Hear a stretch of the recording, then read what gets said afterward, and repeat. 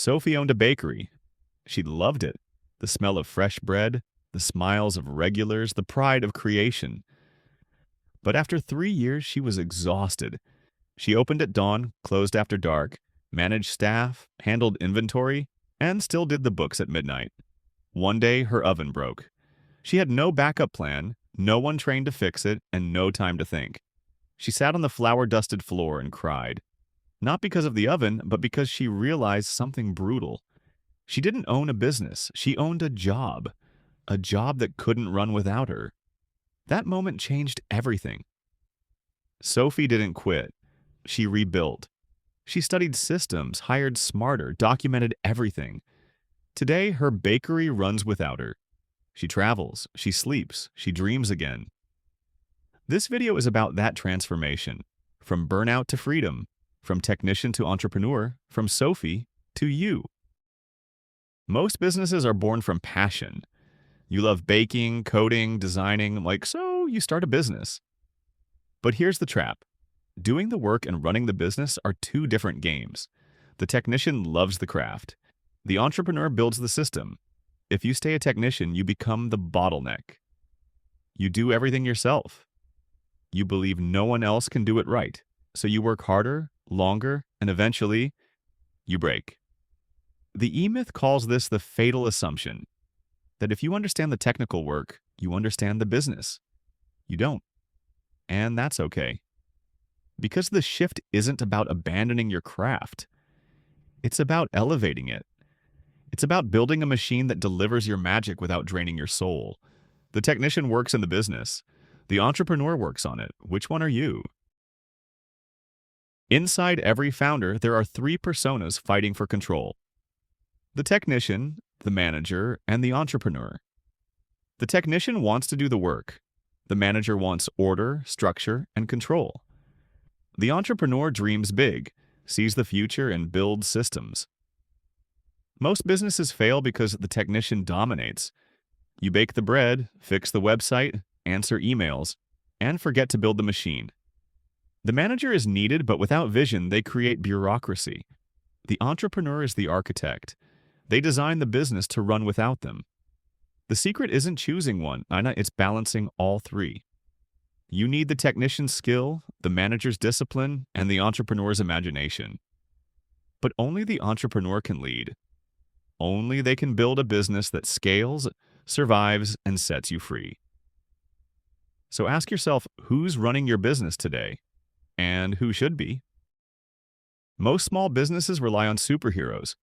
The founder who knows everything, does everything, and solves every problem. But superheroes burn out. Systems don't. A system is a repeatable process that works without you. It's a checklist, a training guide, a documented workflow. It's the difference between chaos and consistency. When Sophie rebuilt her bakery, she didn't just hire better, she trained better. She created manuals, checklists, and routines.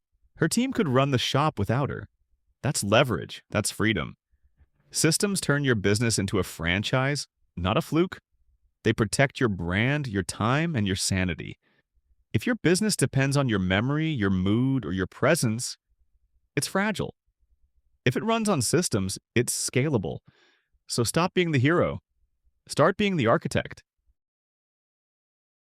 Delegation isn't abandonment. It's design. It's the art of trusting others with pieces of your vision. But trust requires structure.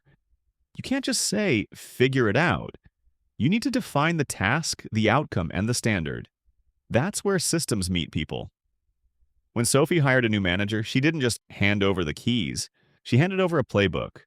Roles were clear, expectations were documented, feedback was built in.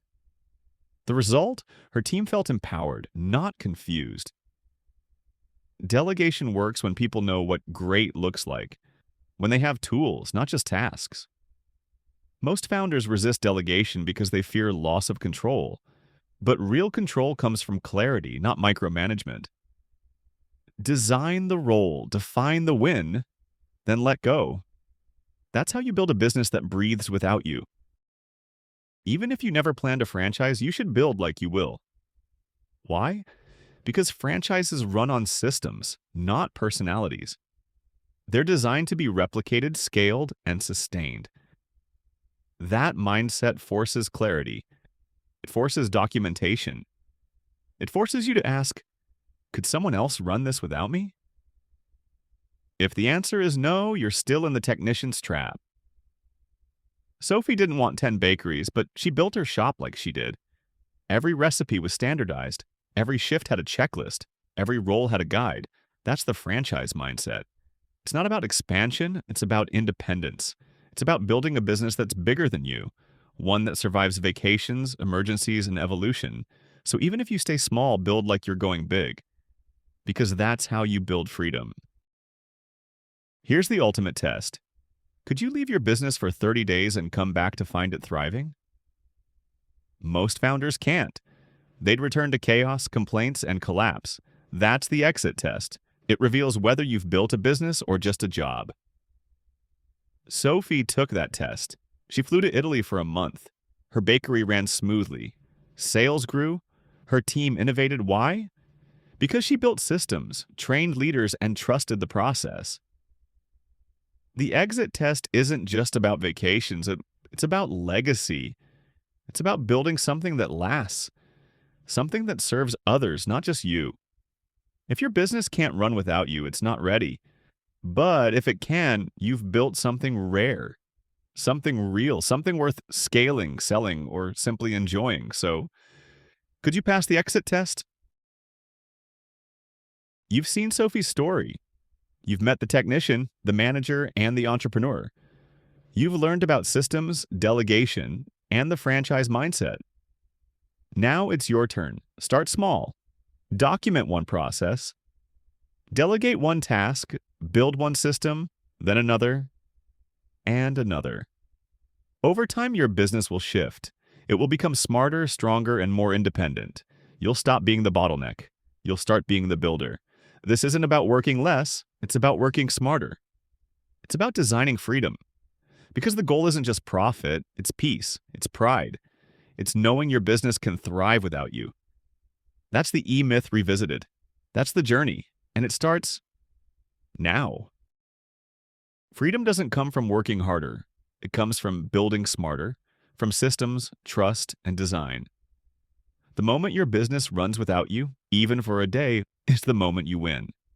Not loudly, not dramatically, but quietly.